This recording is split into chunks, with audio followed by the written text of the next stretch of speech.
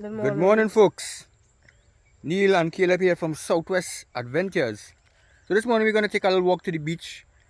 I mean, after a week at work, walking to the beach have a way of just kind of releasing so much of that stress and put you in that kind of state of mind that you feel so relaxed. Alright, so it's a beautiful morning. Look at the background there, folks.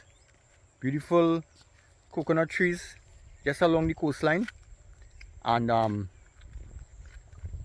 we're taking a walk down to the end of the road that used to be Constance Estate.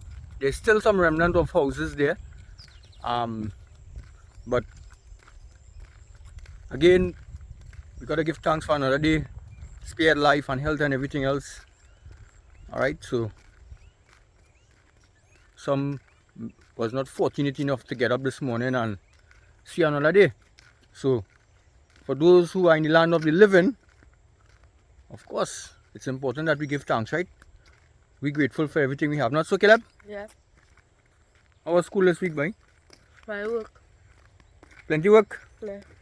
Alright, so remember I tell you, there's a time for everything, right? Yeah. There's a time to play. There's a time for schoolwork. There's a time to laugh, a time to cry. Alright? But it's a beautiful morning, folks. Switching camera. Beautiful, beautiful morning, man. Look at that. It's just refreshing to be just walking right now on the road and just taking the sounds of the birds chirping in the background and the scenic part, this part of the island here, Southwest Trinidad. That's more, man. What you got there? Tegu lizard, small one. You skip there. Okay, so on our way down, walking down to the beach, which is right down here. Beach is right down to the end here, right here. You can see the shoreline, almost like the shoreline from here. We encountered, ¿cómo se llama? ¿Tu nombre? ¿Tu nombre? Mi nombre es Martín. Señor Martín, está buscando el coco. Coco con agua? Con agua y coco seco también. Seco. Seco means dry. Alright, so his job is really to go walk on the estate and pick up the dry coconuts. Con agua or solo? Agua solo. Agua solo. So he's kind of picking up the coconuts with water only. Alright? So cuidado, señor. Buenos días. Ciao. It's nice to see. He is one of those guys from the from Venezuela, the indigenous Waraho tribe. But it's nice to see them making an honest living, people, folks, and they are quite cheerful about it. So a man's got to do what a man's got to do, right? So we wish him well. Okay, folks, so we have arrived at the beach, and a lot of people come to this area here. This is at the end of the road, Constance here, and again, I want you all to look at the condition of the place here. It's fairly clean. There are one or two bottles are wrong, but generally speaking, a lot of people come to this area and they enjoy the beach, but they do not take their garbage with them, right? So, I mean, look at how nice this sand look. But then when you look at this, you realize, listen, that masks the beauty, right? Look at this. Another plastic bottle here. So, we want to encourage you all when you come to the beach, leave nothing but footprints. Take nothing but photos. We have to kind of really appreciate our little area, But folks, look at the view this morning. In the distance there, that's the Venezuelan mainland. That area is called Punta Sabaneta. And this area down here is just on the side of Solado Rock there. That should be the Pedernales River mouth. Alright. But it's a beautiful morning, man.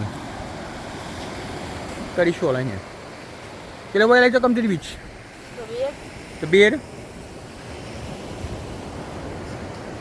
And they get fresh air. You get what? Fresh air. Fresh air, man. Nice. Look at the waves, folks. So we have the tide is about low now. It's a low tide. And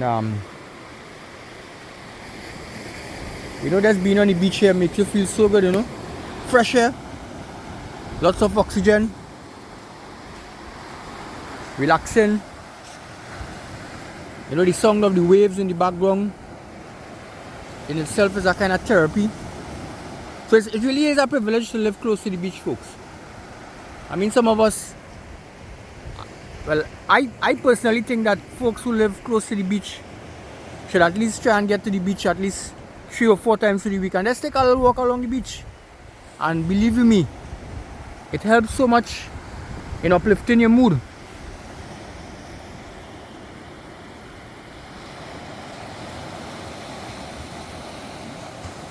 So this is the ocean view, man. So at this point here, this area is considered the Gulf of Paria, right? In the distance there, you could see the Solado Southwest Field, and beyond this point, in this corner here, like from here going back to the east, is the Columbus Channel, and the Serpent's Mouth will be from Icacos Point, which is just around this bend here, to Venezuela. That's like the shortest distance as the crow flies, from Icacos Point to Punta Sabaneta, which is about 14.5 kilometers as the crow flies.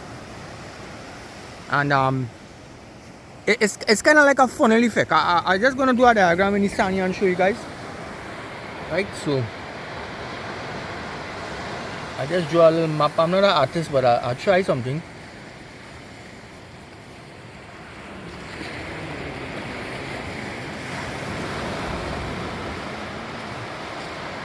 So this is supposed to be like a map of Trinidad here. Kila ba you like my map?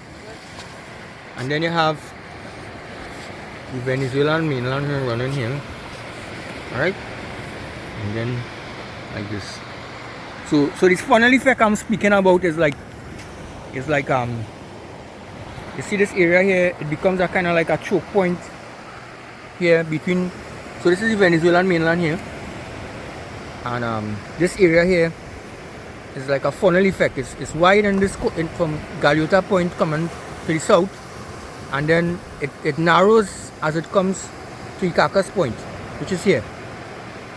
So that's probably one of the reasons why the fisher folks in this area, they get a lot of fish, because actually these fish, when they come from the Gulf of Paria, or they come in from the Caribbean seaside, no sorry, when they come from the Atlantic Ocean and they come down to the Columbus Channel, they will pass through this area to get into the Gulf of Paria, and vice versa. If they come from the Caribbean seaside, which is on the north coast of Trinidad, come through the Boca into the Gulf of Paria, they will have to pass back through this area to go down to the South American coast here, right, which is like a spawning ground.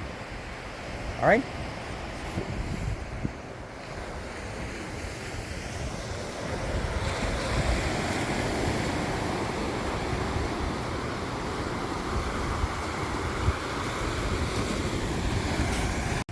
so folks, coastal erosion is taking its toll at what used to be Coral Point Constance Estate. Alright, and if you look in the distance there, you will see some of those houses out in the sea, some of this concrete structure right here. You can see this building is on the verge of being in the sea, and this structure, what used to be, I think, the mechanical shed where they used to repair the tractors and all that, it's already on the shoreline. So I mean, the sea has reclaimed a lot of land at this point. Alright, so from this location, if you were to go out,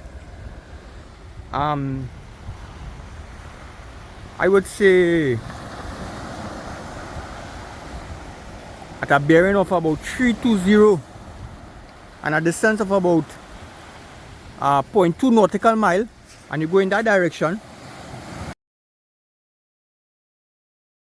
you're gonna find what used to be the lighthouse. All right, I'm gonna try and put a picture there for you guys to see it.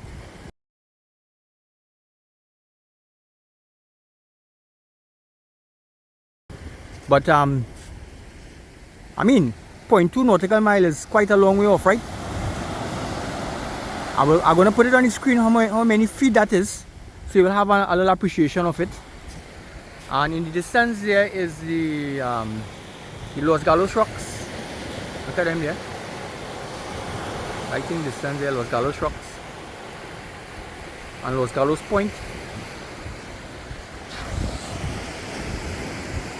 I have Caleb coming up there in the distance there. Now, being at the beach, one of the reasons,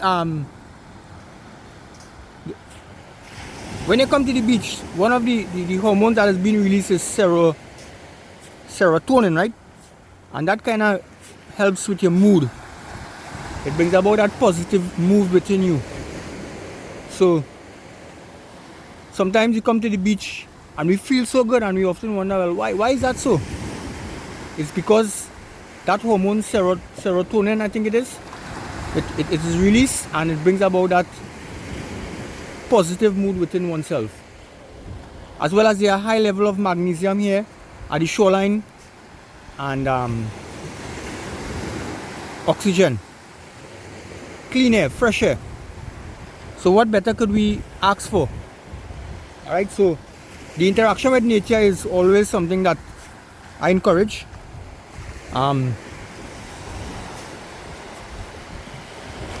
It helps so much. It helps so much. Surely it helps so much.